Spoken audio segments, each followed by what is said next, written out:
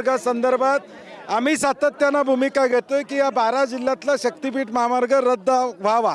आमची प्रामाणिक भूमिका शेतकऱ्यांची की गरज नसलेला हा मार्ग रद्द करावा। आम्ही काही करून हा महामार्ग होऊ देणार नाही, ही आम्हा सर्व शेतकऱ्यांची भूमिका आहे। लोकशाहीमध्ये आंदोलनाच्या माध्यमातून, मोर्चाच्या माध्यमातून आम्ही हा होऊ न देण्यासाठी जे जे करावं लागेल ते करण्याची आम्हा सगळ्यांची भूमिका असेल। तरी सुद्धा आहे ते सरकार रेटण्याचा जर प्रयत्न केला, मोजणी करण्याचा प्रयत्न केला तर काय इशारा? जशाच तसं उत्तर त्याला शेतकरी बांधव आमचा देईल।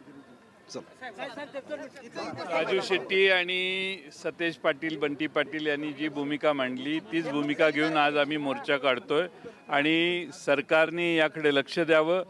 मोर्चे काढणाऱ्या जनतेने ज्या भावना व्यक्त केल्या आहेत त्या भावना लक्षात घेऊन शक्तिपीठ महामार्ग रद्द करावा अशी आमची मागणी आहे। केवळ काही जिल्ह्यांचाच विरोध आहे असं सरकार भासवताना प्रयत्न करते, अनेक शेतकरी त्यांच्या सोबत आहेत असा दावा करतायत। परभणी, हिंगोली, राजू शेट्टी साहेब स्वतः जाऊन आले, लातूरलाही आता थोड्या दिवसात होणार आहे।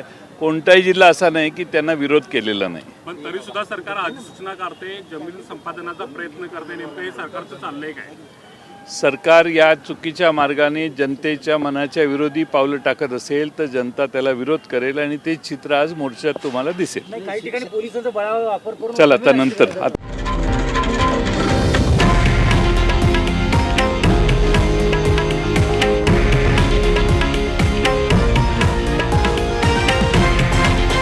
हे आहे देशातील नंबर 1 न्यूज नेटवर्क आणि आपण पाहत आहात TV9 मराठी, एकमेव।